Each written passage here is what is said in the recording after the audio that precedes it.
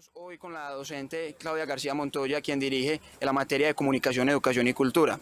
Primero quisiera empezar preguntándote sobre, existe una situación en específico que es cuando el estudiante muchas veces se siente aislado, ya sea por él mismo, por miedo a la participación, o se siente aislado por el profesor.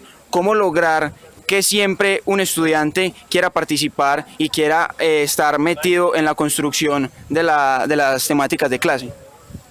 Bueno, ahí entran varios factores, como has mencionado, está la propia personalidad del estudiante, está la dinámica que el profesor tenga en la clase y también yo agregaría el grupo. El grupo también es un factor que incide mucho en la participación de algunos estudiantes que no son tan expresivos, tan espontáneos, tan extrovertidos y que no les gusta participar.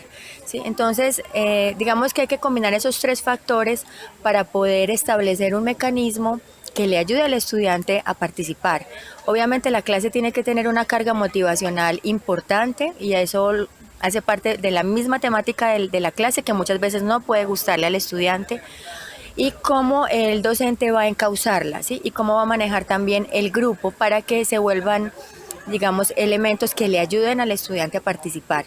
No siempre se va a lograr porque hay unas personalidades que son bastante reacias o son unos estudiantes que son muy tímidos, que ellos mismos lo manifiestan, no les gusta salir a exponer, por ejemplo. Entonces hay que entrar a mediar todos esos factores y hablar con el estudiante también para indicarle la importancia que es que empiece a salir de ese ensimismamiento en el que puede hallarse en una clase determinada.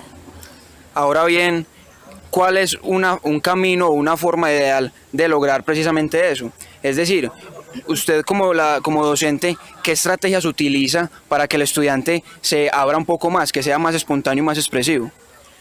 Bueno, lo primero es hablar con él, es hablar y hacerle caer en cuenta de la importancia que tiene la participación, y hay algunos mecanismos para que él también se vaya integrando un poco a la dinámica del grupo, como son unos trabajos en grupo en clase, que salgan a exponer en la misma clase, pero también apoyado de otros estudiantes que le puedan servir de fortaleza para esa limitación que él tiene. Bien, y en ese mismo orden de ideas, ¿cree usted que una mejor conversación entre estudiante y docente, es decir, más amigable y que fortalezca mucho más los lazos afectivos, le podrá ayudar al estudiante como sintiendo que el profesor no es tanto como el que enseña y ya, sino como un guía que lo puede apoyar en cualquier momento? Eso puede ayudar a que el estudiante se sienta más abierto con él, con sus compañeros y con el profesor.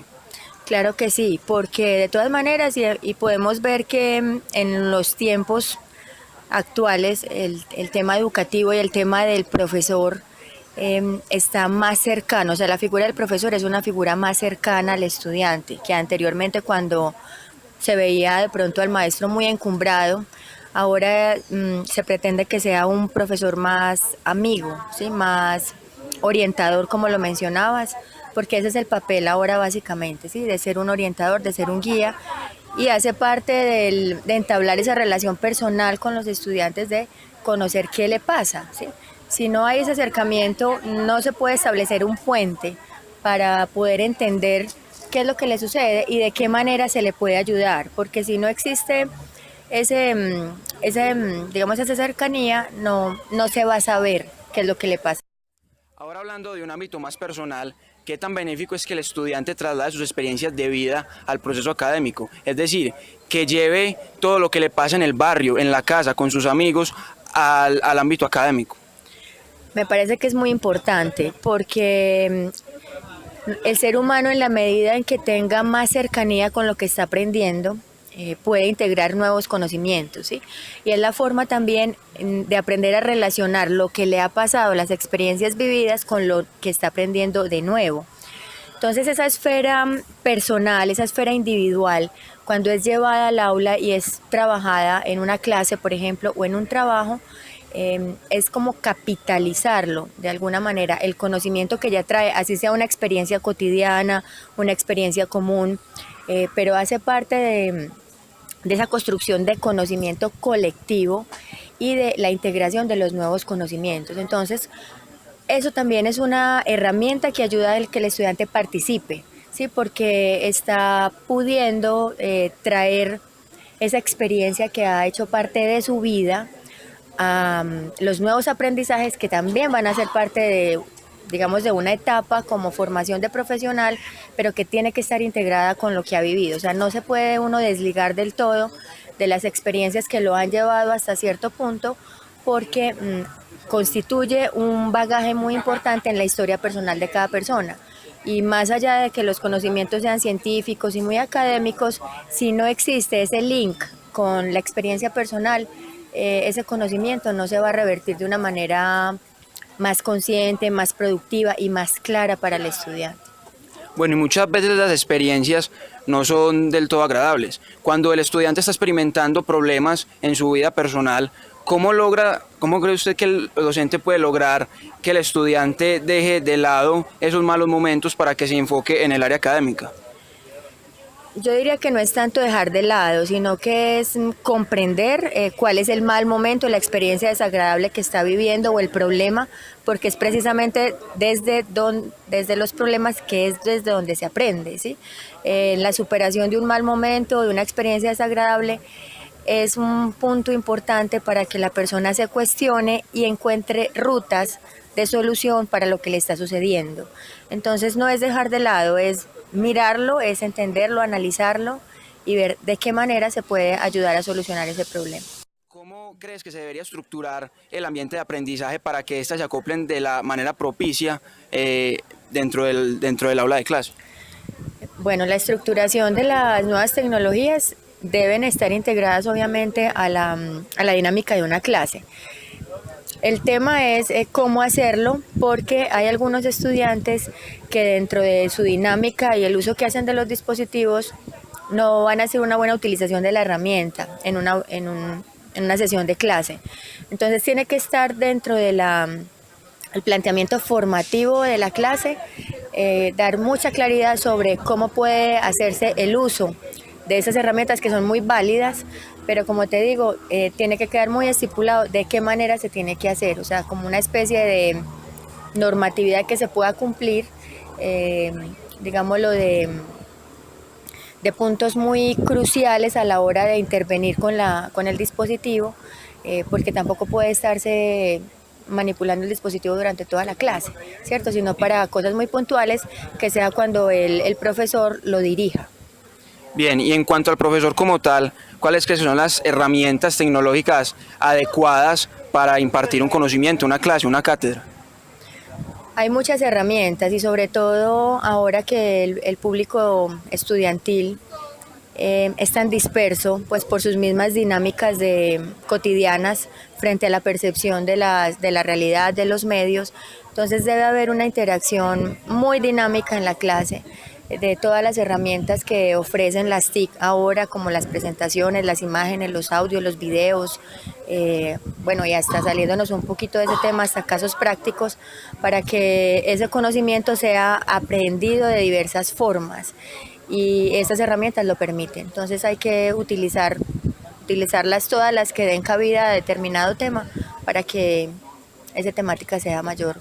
Bien, y ahora vamos a conocer una perspectiva diferente de la temática que estamos abordando. Estamos con Horacio Correa Carrasquilla, estudiante de segundo semestre de Comunicación Social y Periodismo, y te quiero preguntar en primera instancia si es conveniente que el estudiante traslade sus experiencias de vida, es decir, lo que le pasa en el barrio, con sus amigos, en su casa, al ambiente académico.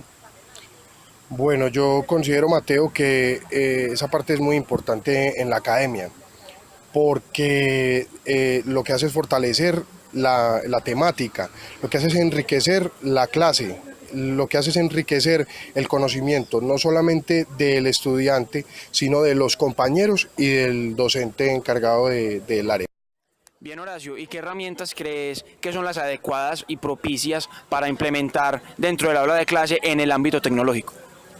Bueno, yo considero que todas las herramientas tecnológicas son de gran ayuda dentro del aula de clase, pero pienso que deben ser monitoreadas de alguna manera por el docente para evitar de esa manera que se pierda el orden dentro del aula de clase.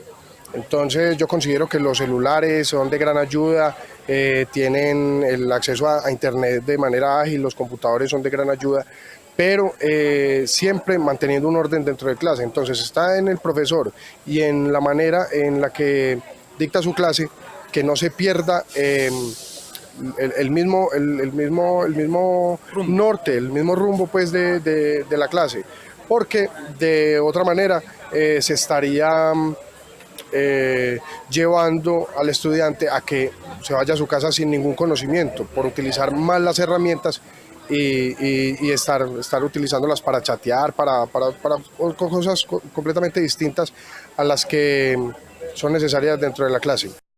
Aquí con Jefferson Misas, estudiante de Comunicación Social y Periodismo de segundo semestre.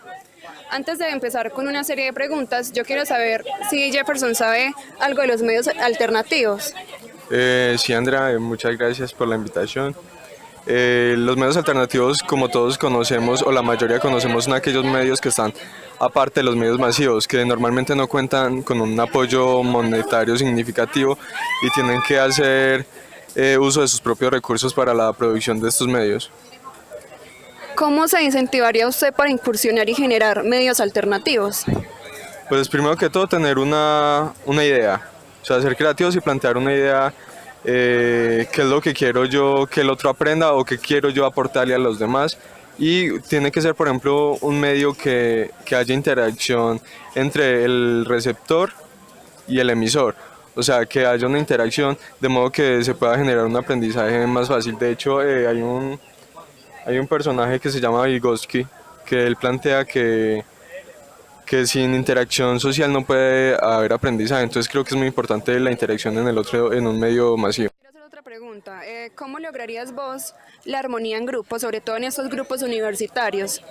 Lograr una armonía a pesar de las diferentes formas de pensar.